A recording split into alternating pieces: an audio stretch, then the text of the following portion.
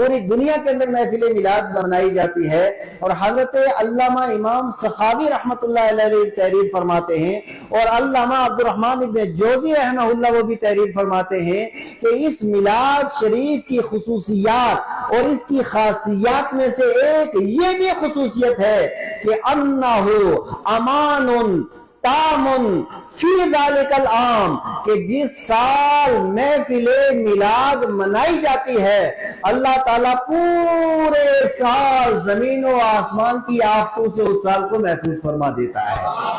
حضرات گرامی قدر، تھوڑی توجہ، اب اگر تھوڑی دیر موبائل بند رہے، مجھے بہت چڑ ہوتی ہے، یہ جو گفتگو شروع ہو جاتی ہے موبائل کھل جاتے ہیں، ایک ہی موبائل رہے کافی ہے۔ تو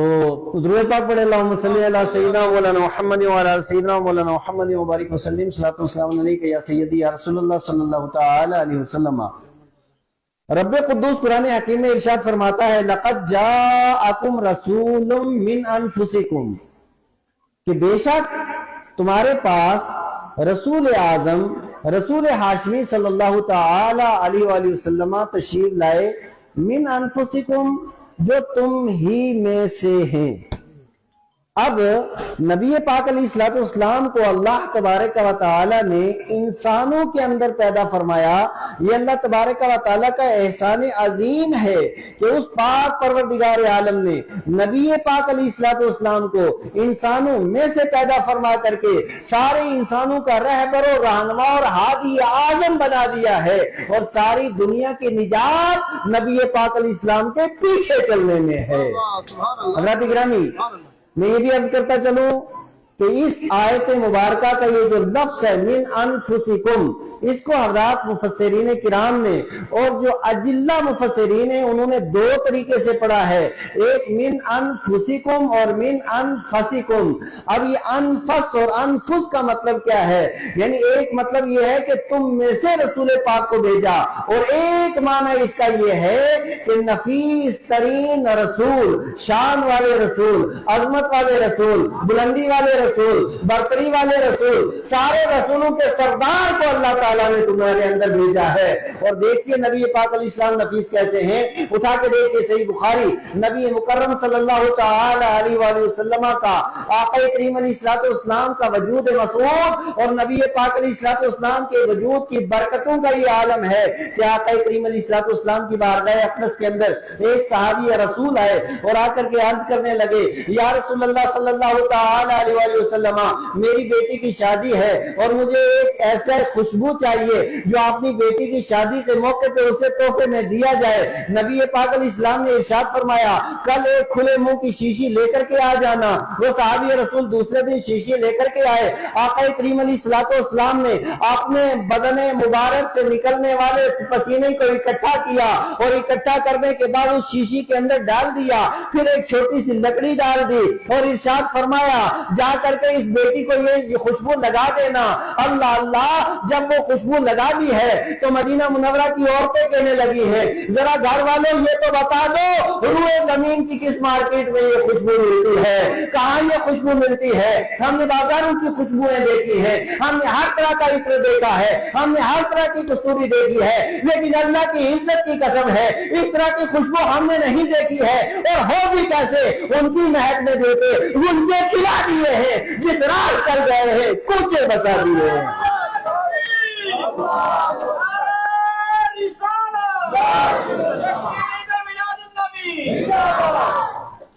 اس میں کوئی شک نہیں کہ مہینہ اسو کا ہے،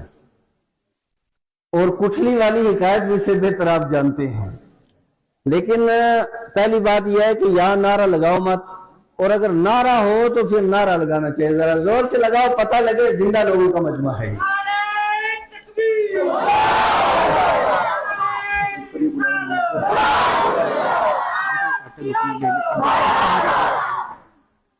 اچھا آپ تمام حضرات کھڑے ہو جائیں، جتنے ہیں سب کھڑے ہو جائیں، ہاں ایک دم، تاکہ سستی دور ہو جائے، پھر تقریر سننے سنانے میں مزہ آئے۔ آگے آ جائیں، میرے قریب آ جائیں، بالکل سب لوگ آگے آ جائیں ماشاءاللہ، اور بالکل قریب، اور آگے آگے آگے تشریف لا کر کے آپ بیٹھے آپ۔ حضرات گرامی قدر میں یہ عرض کر رہا تھا کہ نبی پاک علیہ الصلوۃ والسلام کے وہ ذات مقدسہ ہے کہ حضور علیہ الصلوۃ والسلام نفیس ترین رسول ہیں۔ اس آیت مبارکہ میں اللہ تبارک و تعالی نے نبی پاک علیہ الصلوۃ والسلام کی 5 خصوصیات کا ذکر فرمایا۔ کتنی خصوصیات؟ زور سے کتنی خصوصیات؟ 5 خصوصیات۔ پہلی خصوصیت یہ ہے، پہلی خاصیت یہ ہے کہ نبی پاک علیہ الصلوۃ والسلام یہ نفیس ترین رسول ہیں، یعنی رسول پاک علیہ الصلوۃ والسلام کا پسینہ ایسا ہے کہ ویسی خوشبو کسی کے نہیں تھی۔ اور جب یہ لڑکی، جب اس کی شادی ہو گئی اور پھر یہ پسینہ اس گھر کے اندر استعمال ہوتا رہا تو پھر عالم یہ تھا کہ جس گھر کے اندر نبی پاک علیہ الصلوۃ والسلام کا پسینہ بطور خوشبو استعمال ہوتا، پھر وہ سارے کا سارا گھر بھی مہکنے لگا اور وہ محلہ بھی مہکنے لگا، اور اس ساری ان کے گھر کو، ان کی منزل کو اور ان کے کاشانہ اقدس کو خوشبو والا گھر مدینہ منورہ میں اس کا نام رکھ دیا گیا۔ حضرات گرامی قدر، میں آپ کے سامنے ایک روایت رکھتا ہوں، بہت سی روایتیں ہیں لیکن ایک نبی پاک علیہ الصلوۃ والسلام کی حیات مبارکہ کا ایک پہلو آپ کے سامنے رکھتا ہوں۔ نبی پاک علیہ الصلوۃ والسلام ایک بار صحابہ کرام کے مابین بیٹھے ہوئے تھے، اتنے میں آقا کریم علیہ الصلوۃ والسلام اٹھے اور اٹھنے کے بعد چل دیے۔ نبی پاک علیہ الصلوۃ والسلام چلے گئے اور جانے کے بعد ایک باغ تھا، اس باغ کے اندر حضور علیہ الصلوۃ والسلام جا کر کے بیٹھ گئے۔ اتنے میں صحابہ کرام رضوان اللہ تعالی علیہم اجمعین کو بڑی فکر رہتی تھی کہ نبیوں کا تاجدار ہماری آنکھوں سے اوجھل ہو گیا ہے، آمنہ کا لال ہماری آنکھوں سے اوجھل ہو گیا ہے، احمد مختار ہماری آنکھوں سے اوجھل ہو گیا ہے، لہذا نبی پاک علیہ السلام کی تلاش میں یہ صحابہ کرام نکل پڑے۔ ابو ہریرہ حدیث کے راوی ہیں، وہ بیان کرتے ہیں کہ مجھے بڑا ڈر لگا کہ آقا کریم علیہ السلام کو کوئی دشمن نقصان نہ پہنچا دے، لہذا ہم سارے کے سارے چلنے لگے۔ لیکن جانے کے بعد جب ایک باغ کے پاس پہنچے، اس باغ کو دیوار سے گھیرا ہوا تھا۔ آخرکار میں ایک جگہ سے جہاں سے پانی کی نالی اندر جاتی تھی، وہاں سے میں بالکل لومڑی کی طرح سکڑ کر کے وہاں سے اندر چلا گیا۔ مصطفیٰ کریم علیہ الصلوۃ والسلام وہاں پہ ایک کمرے کے اوپر جلوہ بار تھے۔ اتنے میں گیا اور جانے کے بعد میں نے عرض کیا، یا رسول اللہ، صحابہ کرام بڑے پریشان ہیں، آپ یہاں پہ جلوہ بار ہیں۔ میرے آقا نے ارشاد فرمایا، ابو ہریرہ میری یہ جوتیاں اٹھا لو، ابو ہریرہ میرے یہ نالین اٹھا لو، اور اٹھانے کے بعد چلے جاؤ، دروازے سے باہر آؤ، اور باہر جا کر کے جس شخص سے تمہاری ملاقات ہو جائے اس سے یہ کہنا، من قال لا الہ الا اللہ فدخل الجنہ، کہ جو بندہ توحید و رسالت کا اقرار کر لیتا ہے اللہ تعالیٰ اس کے لیے جنت کے دروازے کھول دے گا۔ اب ابو ہریرہ جو بھی باہر آئے تو ملاقات سب سے پہلے ہوئی حضرت عمر رضی اللہ تعالیٰ عنہ کے ساتھ۔ یہ حضرت عمر بھی ایسے شیر ہیں کہ جب سو جاتے تھے تب بھی ان کا رعب قائم، جب جاگتے تھے تب بھی ان کا رعب قائم۔ وہ جرئی، وہ بجرت، وہ دلیر صحابی رسول حضرت عمر رضی اللہ تعالیٰ عنہ۔ اب ان کے ساتھ جو ہی ملاقات ہوئی اور ملاقات ہونے کے بعد انہوں نے کہا، السلام علیکم۔ وعلیکم السلام۔